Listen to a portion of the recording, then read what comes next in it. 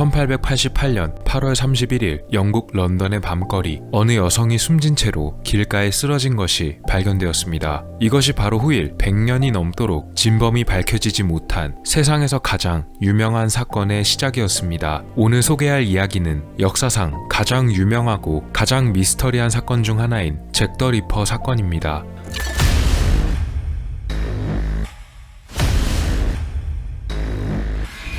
영국 런던의 지역 중 하나였던 화이트채플은 굉장한 빈민가이자 또한 온갖 범죄가 일어나는 우범지대였습니다. 19세기 당시 영국은 산업혁명을 필두로 의료의 발달과 농업기술이 발달해 폭발적인 인구 증가를 누렸는데요. 하지만 이에 비해 노동환경은 열악했고 처참할 정도의 수준이었습니다. 그러나 대체할 인구가 넘쳐났기에 고용주들은 저렴한 돈으로 사람을 부렸습니다. 특히 공장 등의 환경은 더욱 열악해서 일을 하다가 공장에서 일어난 사고로 숨지는 노동자들이 굉장히 많았습니다. 대개는 남자들이었습니다. 거기에 전쟁이나 식민지 이주 등이 겹쳐 남성과 여성의 성비는 더욱 격차가 벌어집니다. 자연스럽게 여성들이 생계를 책임지는 가장의 역할을 하게 되었는데요. 그런데 이 당시 여성들이 할 수 있던 일은 그다지 많지가 않았습니다. 거기다 돈도 굉장히 적게 받았습니다. 본업 외에 부업도 겸하게 됐습니다. 그래서 이들이 택한 부업은 바로 성을 제공하는 일이었습니다.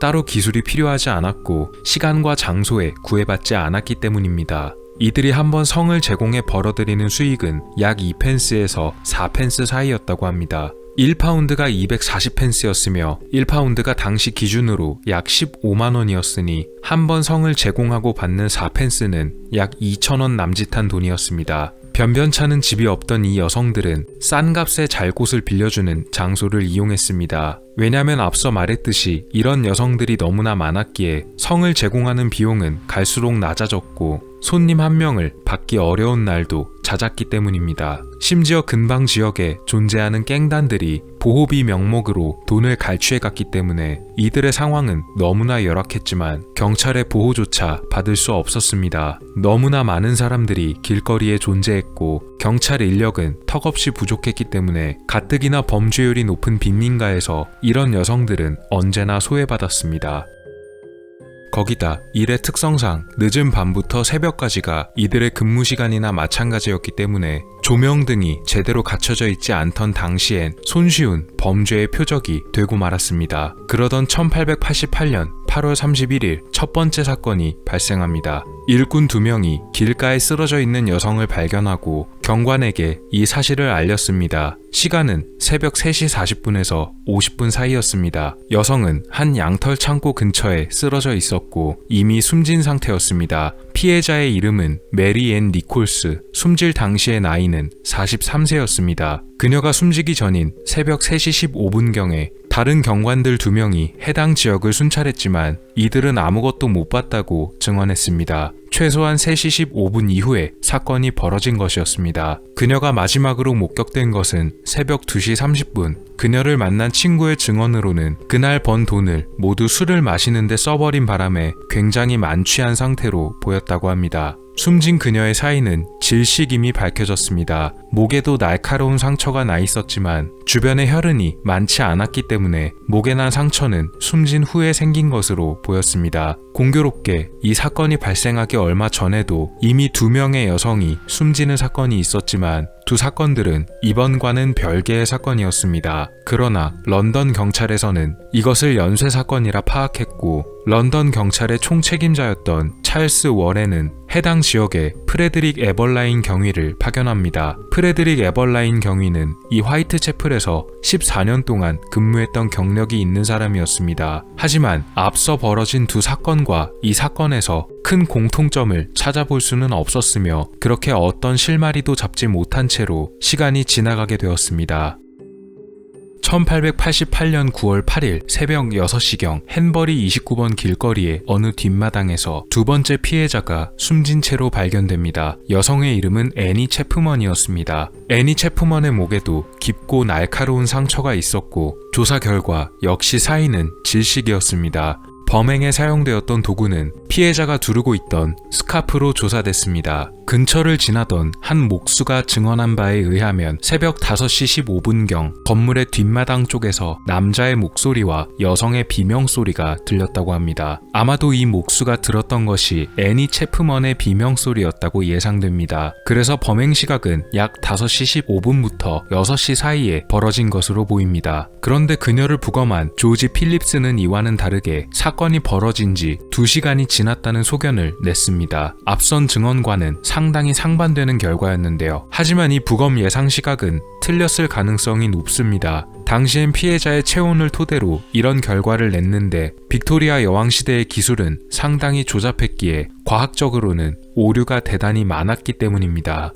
게다가 이번에는 사건의 내용이 잔혹해서 사람들의 주목을 받았는데요. 이런 주목에 기름을 끼얹는 일이 발생합니다. 바로 신문사에 편지가 보내졌기 때문입니다. 일단 이 편지는 아직도 범인이 보낸 편지였는지 아니면 장난으로 보내진 편지였는지 정체가 확실치는 않습니다. 이 편지는 디어 보스라는 말로 시작해 디어 보스 레터라는 이름으로 불립니다. 편지에는 범인이 런던 경찰들을 조롱하는 말과 함께 자신을 잭 더 리퍼라고 지칭하는 말도 있었습니다. 이 편지로 인해 정체불명의 범인은 잭 더 리퍼라는 별칭을 얻게 되었습니다. 런던 경찰은 조금이라도 도움이 되는 제보를 받기 위해 편지를 대중에 공개했지만 이는 큰 실수였습니다. 편지를 본 사람들이 너도 나도 할 것 없이 잭 더 리퍼라는 필명을 써서 대량의 장난 편지를 보냈기 때문입니다. 경찰뿐만 아니라 신문사들도 곤란에 빠졌습니다.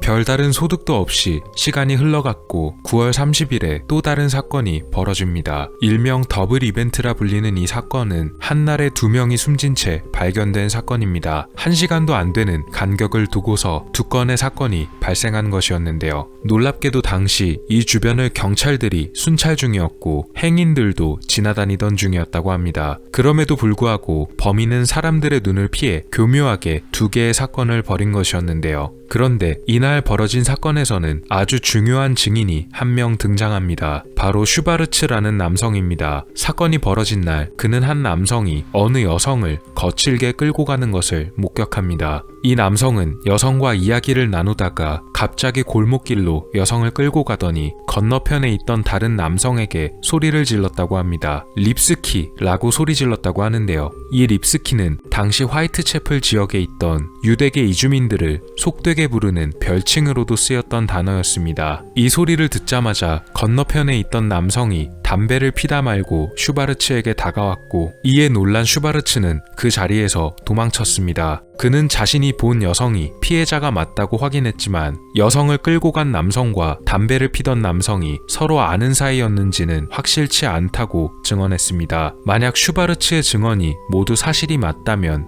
그는 범인을 목격한 거의 유일한 사람이며 잭 더 리퍼는 한 명이 아니라 2명 이상의 공범이었을 가능성도 있게 됩니다.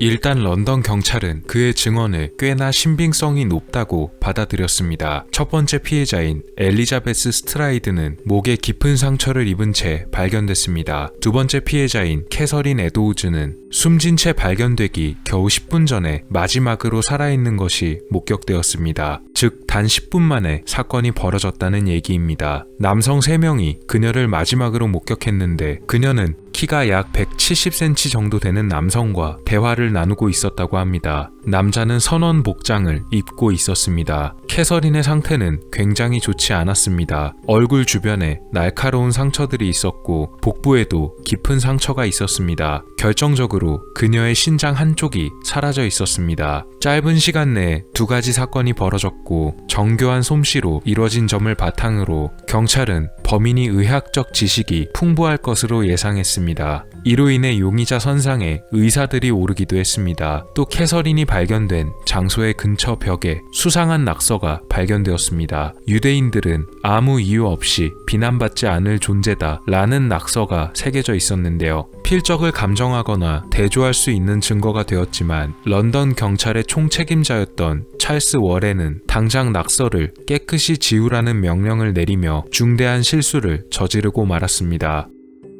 1888년 10월 1일 화이트채플 경계위원회에서 위원장을 맡고 있던 조지 러스크에게 알 수 없는 편지가 한 통 전해집니다. 이 편지는 앞선 디어보스 레터와 비슷하게 첫인사가 굉장히 특이하게 작성되어 있었습니다. From Hell, 즉 지옥으로부터 라는 인사말과 함께 사람의 신장 일부가 동봉되어 있었습니다. 범인으로 예상되는 이 인물은 편지 안에 자신을 잡을 수 있으면 잡아보라는 도발과 함께 보내진 신장은 바로 캐서린 에드워즈의 것이라는 섬뜩한 내용을 적어 보냈습니다. 하지만 저번에 보내졌던 편지와는 다르게 자신을 잭 더 리퍼라고 지칭하는 말은 없었는데요. 아마도 하도 자신을 사칭하는 장난 편지가 많아서 그 이름을 사용하는 것에 거부감을 느꼈던 것으로 보입니다. 경찰의 조사 결과 이 신장의 일부는 실제로 사람의 것이 맞다는 결론이 나왔습니다. 하지만 캐서린의 몸속에 남아있던 반대쪽 신장과 너무나 상태가 달라서 의구심을 낳았습니다. 어느 날 한 신문에 투고문이 올라옵니다. 개를 사용해서 범인을 추적하는 것이 더 효율적이지 않겠냐는 기사였습니다. 그런데 이 방법에는 큰 문제가 있었습니다. 개가 냄새를 맡아서 추적하는 것까진 좋은데 범인의 냄새를 알아야만 가능한 일이었기 때문입니다. 하지만 경찰에 대한 불신이 커져가자 책임자였던 찰스 월에는 다급해졌고 결국 이 투고문에 나온 대로 개들을 사용해 추적을 해보기로 합니다. 그러나 앞서 말했듯이 범인의 냄새를 알지 못하면 사실상 무용지물이나 다름없는 일이었고 게다가 이 광경을 본 신문 기자들이 주인 없는 개를 훈련시킨다고 착각하고 말았습니다. 결국 런던 경찰 측에서는 해명할 틈도 없이 사건 현장에 개를 투입시키는 것을 보류했습니다. 문제는 개의 투입을 보류하기로 한 내부 결정이 일선에는 제대로 전달이 되지 않았습니다.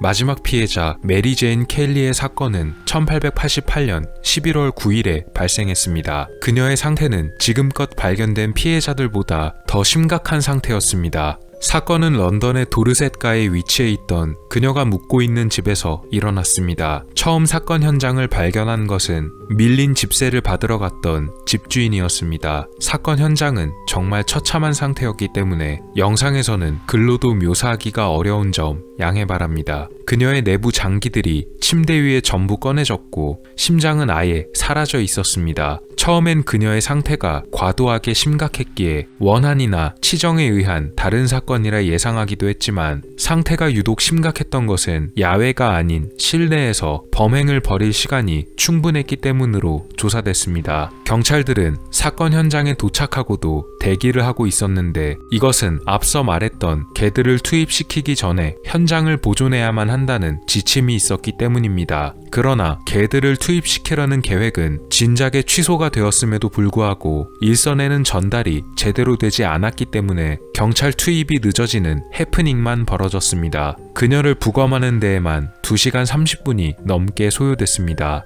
부검은 토머스 본드와 에드윈 백스터가 맡았으며 두 사람은 사건이 일어났던 시각을 새벽 2시부터 아침 8시 사이로 예상했습니다. 수많은 사람들이 용의선상에 올랐습니다. 사회적인 신분이나 지위의 고하를 막론하고 다양한 직업군의 사람들이 용의자로 거론됐습니다. 여기서는 주요한 몇 명만을 알아보겠습니다. 첫 번째 용의자는 몬테규 존 드루이트라는 남자입니다. 그의 직업은 변호사였으며 수입을 보충하기 위해서 종종 학교에서 일하는 조교로 활동하기도 했었습니다. 그는 마지막 사건이 벌어진 이후에 런던의 템스강에서 숨진 채 발견되었습니다. 스스로 목숨을 끊은 것으로 조사됐습니다. 그런데 우연히도 그가 목숨을 끊은 것이 잭 더 리퍼의 마지막 사건 시기와 겹치는 바람에 런던 경찰에서는 그를 용의자로 의심했습니다. 그가 죽은 다음 사건이 멈췄다는 것을 근거로 들었습니다. 문제는 그가 알리바이가 분명 존재했고 화이트채플과는 멀리 떨어진 곳에서 살았기에 죽은 시기가 겹친다는 것 외에는 증거가 없어서 억울하게 용의자로 몰렸다는 평가를 받았습니다. 두 번째 용의자 조지 체프먼입니다. 그는 잭 더 리퍼의 용의자이기 이전에 전 부인 3명의 목숨을 빼앗은 범죄자이기도 합니다. 실제로 그가 유력한 잭 더 리퍼로 몰린 것도 그가 이런 전과가 있다는 점이 강하게 작용했습니다. 게다가 그는 이민자 출신이었는데요. 첫 번째 사건과 가까운 시기에 화이트채플로 이주했습니다. 여성만을 타겟으로 삼아 목숨을 빼앗은 점, 그리고 잭 더 리퍼를 유일하게 목격한 사람이 콧수염이 있었다고 말했던 점들로 인해서 유력한 잭 더 리퍼 후보 중 한 명이었습니다. 하지만 그와 잭 더 리퍼에게는 큰 차이점이 있었습니다. 잭 더 리퍼가 날붙이를 사용해 범죄를 벌인 것과 다르게 조지 체프먼이 주로 사용한 방법은 바로 독을 사용한 범죄였기 때문입니다. 그리고 화이트채플에 이주한 지 얼마 안 됐기에 그가 지리에 밟지 못하다는 점 역시도 잭 더 리퍼의 대담하고 빠른 범행 방식과는 맞지 않는다는 주장이 제기되었습니다. 그가 잭 더 리퍼일 가능성보다는 아닐 확률이 더 높다는 의견과 근거가 많았기에 현재는 유력 후보 자리에서 많이 밀려난 상태입니다.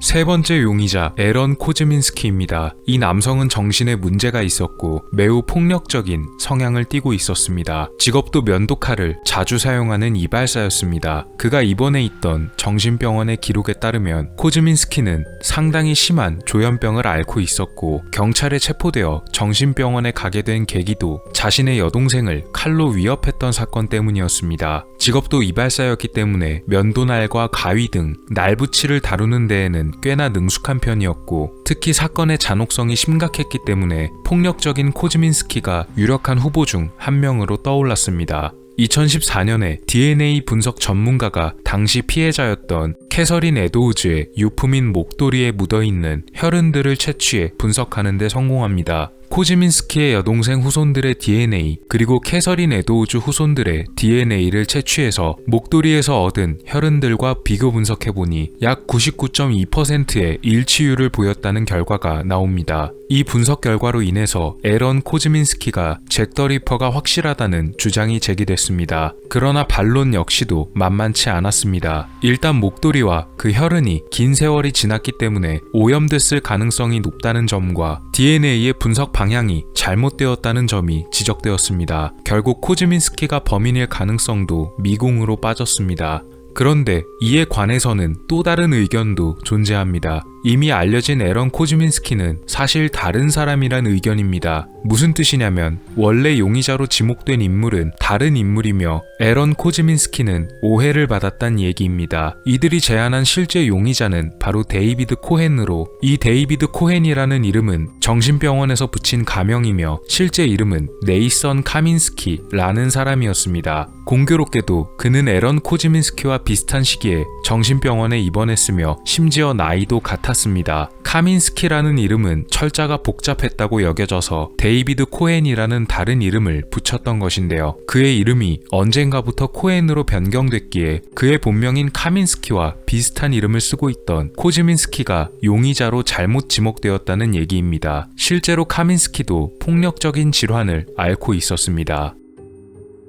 네 번째 용의자 프린스 알버트 빅터입니다. 앞에 프린스는 이름이 아니라 왕자라는 뜻이며 그는 실제로 왕족 출신이었던 사람입니다. 어째서 그가 용의자로 지목되었던 것일까요? 그는 빅토리아 여왕의 손자였으며 클라렌스와 에이번데일의 공작을 지내기도 했습니다. 그런데 어느 날부터 알버트 왕자가 대단히 점잖지 못하다는 풍문이 돌기 시작합니다. 그가 매독에 걸렸다는 소문도 돌았지만 이것은 전혀 입증되지 않은 사실이었습니다. 어쨌든 그가 매독에 걸렸다는 헛소문이 돌게 되었고 결국 병에 걸려 정신이 이상해진 알버트 왕자가 밤마다 거리에 나가서 사건을 저지르고 돌아다녔으며 이것을 알아챈 경찰에서는 사건을 축소시키고 엉뚱한 용의자들만 찾아다녔다는 이야기입니다. 물론 이것은 역사적으로도 전혀 사실이 아닙니다. 알버트 왕자가 매독에 걸렸다는 기록조차 없고 무엇보다도 알리바이가 너무나 확실했기 때문입니다. 그러자 또 다른 이론이 하나 등장했습니다. 당시 알버트 왕자의 소문과 더불어 그가 런던에 있는 어느 상점에서 일하는 여인과 정을 통해 아이까지 낳았다는 이야기가 퍼지게 됩니다. 이 소문이 영국 전역에 퍼지게 되자 빅토리아 여왕은 직접 그 여인을 없애라는 지시를 내립니다. 이 지시를 여왕으로부터 전해받은 것은 영국 왕실의 주치의였던 윌리엄 걸이라는 의사였습니다. 결국 영국 왕실의 명예를 지키기 위해서 원흉이 된 여인을 없애기 위해 그가 나서게 되었고, 혹시나 그 여인의 목숨만 뺏게 된다면 사람들이 또 소문을 퍼뜨릴 것이 우려가 되어 이것을 연쇄적인 사건으로 위장하기 위해 다른 사람들의 목숨까지 빼앗았다는 의견입니다. 그러니까 알버트 왕자와 왕실이 엮여 있고 그것을 대신 처리해주기 위해서 왕실의 주치의였던 외과 의사 윌리엄 걸이 나서서 사건을 저질렀으며 이것이 잭 더 리퍼 사건이 되었다는 이야기입니다. 게다가 잭 더 리퍼의 범행 방법들 때문에 의학적 지식이 있는 사람이 용의자일 가능성이 높던 점도 윌리엄 걸이 바로 잭 더 리퍼라는 가설에 힘을 실어주기도 했습니다. 실제로 사건 현장에서 발견됐던 범행 도구 역시도 주로 의사들이 쓰는 칼이었단 점 역시 결정적이었습니다. 이 칼은 바로 리스턴 나이프라 불리는 도구로서 외과 수술에 주로 사용되는 칼이었다고 합니다. 나름대로 흥미로운 가설이기는 하지만 그는 첫 번째 사건이 벌어지기 전인 1887년에 이미 뇌졸중을 겪어 몸이 불편한 상태였기에 사건을 벌이는 자체가 불가능한 상황이었습니다. 남자들만 용의선상에 올랐던 것은 아니었습니다. 의외로 남자가 아닌 여자가 범인일 수도 있다 라는 가설이 제기되어 용의선상에 오른 여성들도 있었습니다. 가장 유력한 용의자로 제시됐던 여성은 바로 메리 피어시라는 여성이었습니다. 그녀는 당시 남편과 내연 관계에 있던 다른 여성의 목숨을 빼앗은 죄로 체포됐던 적이 있습니다. 그녀가 저질렀던 범행 역시도 여성이 저질렀다기에는 거칠고 대담한 면이 있었다고 기록되어 있습니다. 그러다 보니 사건의 내용과 연관이 지어져서 잭 더 리퍼의 용의자 선상에 오르게 됐습니다. 셜록 홈즈 시리즈의 작가인 아서 코난 도일도 잭 더 리퍼가 여자의 가능성을 제기하기도 했습니다. 출산을 도와주는 조산사로 위장한다면 피 묻은 옷을 입고 있어도 의심받지 않을 것이란 이론이었습니다. 시간이 흘러 2006년 다각도의 연구가 진행되던 중 잭 더 리퍼가 보낸 편지에 붙어있던 우표에서 범인의 것으로 예상되는 타액을 추출하는 데 성공합니다. 그런데 이 타액의 DNA를 분석해보니 남성의 것이 아니라 여성의 패턴이 보인다는 결과가 나왔습니다. 이 결과로 인해 잭 더 리퍼의 정체는 남성이 아닌 여성 혹은 2인 이상일 수도 있다는 가능성이 제기됩니다. 물론 이 가능성은 어디까지나 이 편지가 잭 더 리퍼가 보낸 편지가 맞다는 전제하에 가능한 것이라 아직까지도 확실한 부분은 없다고 보여집니다. 공식적으로 잭 더 리퍼의 피해자라고 인정된 사건은 앞서 말씀드린 5개의 사건들입니다. 마지막 피해자인 메리 제인 켈리의 사건까지가 공식적인 잭 더 리퍼 케이스로 불리고 있습니다. 하지만 이후에 잭의 범죄를 모방한 범죄들과 화이트채플 인근에서 연쇄적인 사건이 벌어지며 일련의 사건들이 잭 더 리퍼의 소행으로 오해받기도 했습니다. 가끔은 다른 사건으로 인해 붙잡힌 범인들이 처형 직전에 자신이 잭 더 리퍼였다고 소리치는 일도 있었습니다. 대개는 조사 과정에서 처형 날짜를 연기하기 위해 자기가 잭 더 리퍼라고 거짓으로 말하는 경우도 있었다고 합니다. 자신의 범행을 담은 편지나 예고장을 보내서 경찰과 언론을 조롱하는 범인의 모습은 추리소설이나 드라마, 영화 등에 자주 등장하는 클리셰인데요. 이건 역시 잭 더 리퍼가 사실상 세계 최초라고 보고 있습니다. 극도의 빈민가였던 화이트채플에 이목을 집중시켜서 이 지역에 사는 빈민들의 삶을 널리 알렸다는 점도 있었습니다. 이런 사건과 비슷한 유형의 범죄들이 발생한 빈도를 통해 해당 지역과 국가의 복지 정책 등을 가늠하는 지표로 쓰기도 한다네요. 너무나 유명한 범죄자이다 보니 여러 매체에서도 굉장히 많이 등장하기도 했습니다. 특히나 아서 코난 도일이 살아있던 시대였기 때문에 셜록 홈즈가 정체를 쫓는다는 내용의 작품도 꽤 많습니다.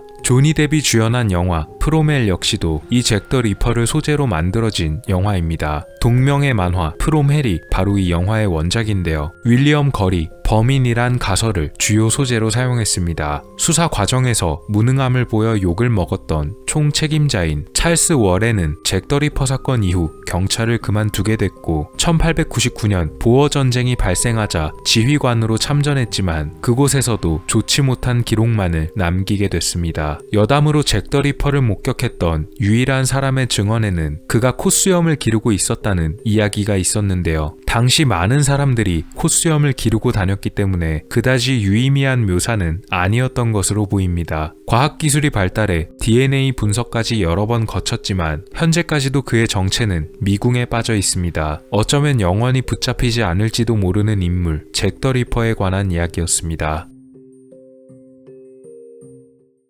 오늘 미스터리 어떠셨나요? 여러분의 구독과 좋아요의 힘으로 다음에도 재밌는 미스터리로 찾아오겠습니다. 미스터리 큐브였습니다. 감사합니다.